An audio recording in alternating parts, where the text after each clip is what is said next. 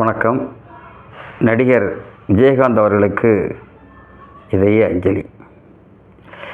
நான் நடிகர் விஜயகாந்த்னு ஏன் சொன்னேன் அப்படின்னா, அவர் தேமுதிக தலைவர்.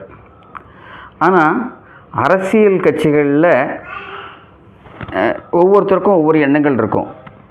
ஆனால் நடிகர் விஜயகாந்துங்கிறது ஒட்டுமொத்த அபிமானத்துக்குரியவராக இருந்தார் அவர். அதாவது ஒரு காலத்தில் நடிகர்கள் நம்ம சிவாஜி கணேசன், எம்ஜிஆர் இவங்களெல்லாம் அப்புறம் கமலஹாசன், ரஜினிகாந்த்லாம் வந்தாங்க. ஆனால் அந்த கட்டத்தில் இவர் ஒரு புதுமையான ஒரு இதாக மக்கள்கிட்ட நல்லா இது பண்ணார். இவர்கிட்ட பிடிச்ச எனக்கு தனிப்பட்ட முறையில் எனக்கு அவர் மேலே ஒரு நல்ல அபிமானம் உண்டு, அதுக்கு நான் சொல்கிறேன்.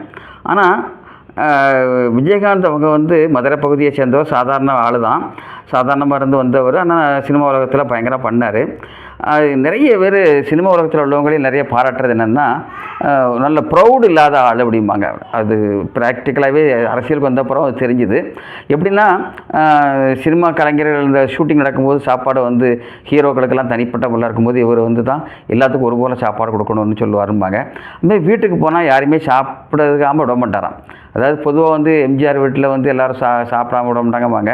ஆனால் இதெல்லாம் தெரியாது. இது விஜயகாந்த் வீட்டுக்கு யார் மதுரைக்காரங்க அவ்வளோ பேர் போனாலுமே சாப்பிடுவாங்க அப்படின்னு அந்த அளவுக்கு இருப்பார். அடுத்து நிறைய உதவிகள் செய்வாங்க. அதாவது துக்ளக் பத்திரிகையில் கூட அப்படி உதவி செய்கிறா நிறையா பாராட்டியிருக்காங்க.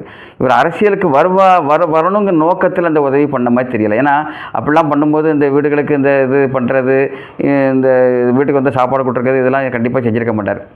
அது மாதிரி அதாவது பப்ளிசிட்டிக்காக சில உதவிகளை எடுத்து செய்வாங்க. அந்த அளவுக்கு இவர் செஞ்ச உதவிகள் நான் பத்திரிகையில் இருந்தேன். நான் மாலை மேலே தினத்தந்தியில் இருந்தேன். ஆனால் அந்த அளவுக்கு இப்படி உதவி செஞ்சுட்டு உடனே பத்திரிகையில் விளம்பரமாக கொடுக்கக்கூடிய ஆள் அது கிடையாது. அப்படி அப்படி செய்ய வந்தது இல்லை. அந்த வகையில் பொதுப்படையான நல்ல எண்ணம் உடையவர் அப்படின்ட்டு. அது அடுத்த இவர் அரசியலுக்கு வந்தப்புறம் என்ன பிடிச்சதுன்னா, யதார்த்தமான மனிதன். இன்றைக்கி சீமான் யதார்த்தமாக பேசுகிறாருன்ட்டு சொல்லுவாங்க. ஆனால் அதில் முரண்பாடுகள் நிறைய இருக்குதுன்னு இன்னொரு தரப்பில் சொல்லுவாங்க. ஆனால் விஜயகாந்த் யதார்த்தமாக பேசுவார். இதனால் பத்திரிகையாளர்கள் கூட சில தர்மச்சக்கரமான சூழ்நிலைகள் உருவாகி பத்திரிகையாளர்கள் பகிர்ச்சிருக்க மாதிரி பேசியிருப்பார். ஆனால் அவருடைய உள்ளத்தில் உள்ள தெரியுது. பத்திரிகைகளுக்காக ஒரு வெளிவேஷத்தோடு பேசக்கூடிய பேச்சு அவர்கிட்ட இல்லை. ஆனால் அவருடைய துரதிருஷ்டம் என்னன்னா, அரசியலில் மேலோங்கி வரலை. அவர் இன்றைய சூழல் உடலெல்லாம் நல்லா இருந்தார்னா இன்றைக்கி அவர் ஒரு டஃப் வெயிட்டு கொடுப்பார் அரசியலில். சரி, அது இருக்கட்டும். அதில் என்னை பொறுத்த வரைக்கும் என்னென்னா, எனக்கு ஒரு மகத்தான ஒரு பேர் கிடைக்கிறதுக்கு எனக்கு வழி பண்ணார். உண்மையிலே என்னென்னா, நான் விடுதலை புலி இயக்கம் அப்போ தமிழ்நாட்டு மக்கள்கிட்ட நல்ல பிரபலமாகிட்டு இருந்தது. எது வரைக்கும்னா, ராஜீவ்காந்தி கொலைக்கு முன்னால் வரைக்கும் எல்லாருமே விடுதலை புலிகளை ஆதரிச்சாங்க. அப்படி இருக்கும்போது நானுமே விடுதலை புலிக்கு ஆதரவாக ஒரு கவிதை எழுதியிருந்தேன். எப்போ எழுதியிருந்தேன்னா, அங்கே வேலைக்கு 85 மாலை மலரில் வேலைக்கு சேர்ந்தேன். அதுக்கு முன்னால் ஒரு 3 வருஷம் எங்கள் ஊர் இப்போ தென்காசி மாவட்டம், திருநெல்வேலி மாவட்டம் கடையத்தில் இருந்து நாங்கள் முத்தமிழ் கலாமன்றம்னு வச்சு அதில் நாடகம், பட்டிமன்றம் எல்லாமே போடுவோம், நிகழ்ச்சிகள்லாம் நடத்திக்கிட்டு இருந்தோம். அப்போது ஒரு இதுனா கைப்பிரதி ஒன்று நடத்தினோம். கைப்பிரதி நடத்தும்போது மாதந்தோறும் அது முத்தமிழ் அப்படின்னு பேர் வச்சு போட்டோம். அதில் ஒரு டாபிக், ஒரு பக்கம் தமிழ் கோலம் அப்படின்னு ஒரு பக்கம் வச்சுருந்தோம். அதில் புதுக்கவிதை போட்டுக்கிட்டு புதுக்கவிதை நிறைய தந்தாங்க. ஒரு 2 இஷ்யூக்கு நிறையா கொடுத்தாங்க. பிறகு யாருமே இன்ட்ரெஸ்ட் காட்டலை. அப்போ அந்த பக்கத்தை நிறைக்கணுங்கிறதுக்காக எனக்கு சிறுகதை எழுதுறதில் அதிகமாக ஆர்வம் உண்டு. ஆனால் கவிதை எழுதுல ஆர்வம் இல்லை. இப்போ அதுக்காக சில புதுக்கவிதைகள் எழுதினேன்.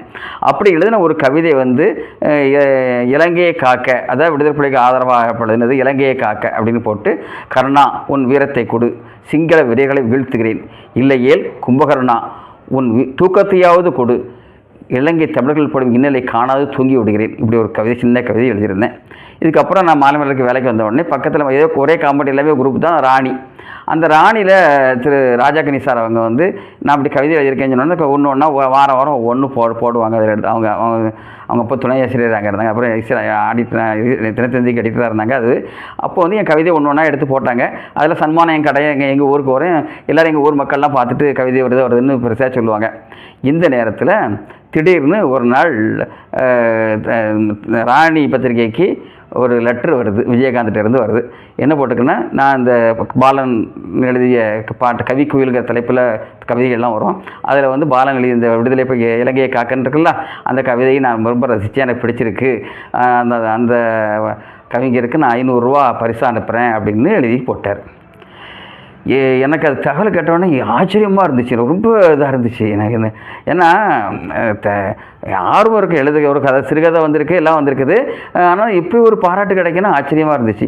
உடனே இதை வந்து ஆசிரியர், அப்போது ஆமாசாமி ஆசிரியராக இருந்தாங்க, அவங்க வந்து எங்கள் முதலாளி ஐயா சிவந்தி ஆயத்தக்கிட்ட கொண்டு போனோன்னா அவர் என்ன சொன்னாருன்னா, அவர் நான் தெரியாது, ஆசிரியருக்கும் தெரியாது, யாருக்குமே தெரியாது, நானும் தெரியாது, நம்ம விஜயகாந்த் பாராட்டியிருக்காருன்னு சொன்ன உடனே அப்போது இதை பத்திரிக்கையில் திருப்பி போடுங்களேன் அப்படின்னாரு. போட்ட உடனே அந்த சம்மந்தப்பட்ட கவிஞர்ட்டையும் ஃபோட்டோ எடுத்து வாங்கி போடுங்க அப்படின்னாரு. இங்கே வந்து பார்த்தாச்சுன்னா ஒரே ஆஃபீஸில் வேலை பார்க்கக்கூடிய ஆள் தான் அந்த இதில், அவங்க குரூப்பில் வேலை பார்க்கக்கூடிய ஆள். இங்கே என்னென்னா தந்தி தினத்தந்தி குரூப்பில் அப்போ என்னென்னா தந்தியில் வேலை பார்க்குறவங்க படங்களோ செய்தியோ வரணும்னா முதலாளிகிட்ட கேட்கணும், மேக்ஸிமம் வராது, அங்கே வேலை பார்க்குறவங்க செய்தி படங்கள் எதுவுமே வராது. அப்போ நாம் ராணி ஆசிரியருக்கு நம்ம ராஜாகணி சார் வந்து நம்மகிட்ட தான் வேலை பார்க்குறாருன்னு சொன்ன உடனே அவருக்கு அதுதான் இது என்னடாக்கிட்டு திருப்பி ஐயா சிவந்தியாத்திட்ட போய் ஐயா அந்த கவிதை எழுதுன்னு நம்ம ஆஃபீஸில் வேலை பார்க்கக்கூடிய பையன் தான், அப்போ சின்ன பையனாக தான் இருந்தேன் அப்படி சொன்னோடனே இல்லை பரவாயில்ல வாங்கி போடுங்கன்னாங்க.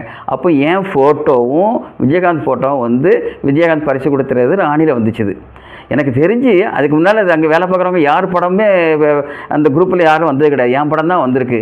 அந்த படம் வெளியே வந்து, அதாவது அன்றைக்கி அது கவிதை வெளியே வந்த நாள் வந்து 24/5/1987. அந்த விஜயகாந்த் பாராட்டின இது வந்து கிடச்சது என்னென்னா அடுத்தது இப்போ 7/6 அந்த 87ஆவது இஷ்யூவில் அந்த பாராட்டு வந்திருந்தது. அது என்ன இதில் உங்களுக்கு போடுதேன், பார்த்துருங்க, ஒரு பாராட்டத்தை போடுதேன், பார்த்துக்கிடுங்க. அந்த வகைக்கு எனக்கு வந்து தனி. அப்புறம் ஒரு நாள் விஜயகாந்த் அவங்கள பார்த்தேன், இங்கே பார்த்து நல்லா பாராட்டி இது பண்ணார். நான் சின்ன பையன், அப்போது யங் ஸ்டேஜ் பையன் தான். அவ்வளோ தூரத்தை அதில் எனக்கு அது என்னென்னா அந்த கவிதை வந்த அப்புறம் எங்கள் ஊரில் விஜயகாந்த் அவங்களுக்கு ரொம்ப மரியாதை, எல்லாருமே அண்ணா பாலண்ணனுக்கு பிரேஸ் கொடுத்தவர் அப்படின்ட்டு எல்லாருமே பேச ஆரம்பித்தாங்க. அவர் படத்தை எல்லோரும் பார்க்க ஆரம்பித்தாங்க. என்ன அறியாமல் அவருக்கு, அதாவது நான் வந்து சினிமா உலகத்தில் நடிகர் தலைவர் சிவாஜி கணேசனை தான் நான் மானசீகமாக பெருமையாக பேசியிருக்கேன், எல்லாம் பேசியிருக்கேன், இதை யூடியூப்பில் பேசியிருக்கேன். அடுத்து இது வந்து எல்லாத்துக்கும் அப்பாற்பட்ட ஒரு அன்புங்கிறது ரொம்ப எனக்கு இது. அவர் இறந்தது வந்து உண்மையிலே வருந்தத்தக்கது. அவர் ஆத்ம சாந்தியடைய இறைவனை வேண்டுகிறேன். வணக்கம்.